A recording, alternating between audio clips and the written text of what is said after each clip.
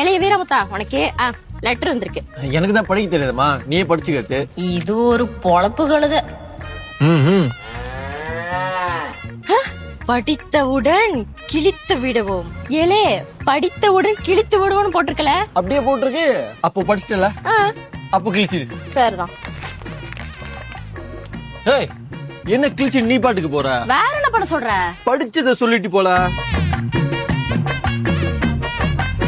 ஏல, படித்தவுடன் கிழித்து விடுவோம்னு போட்டிருந்துச்சுல, படிச்சாச்சா?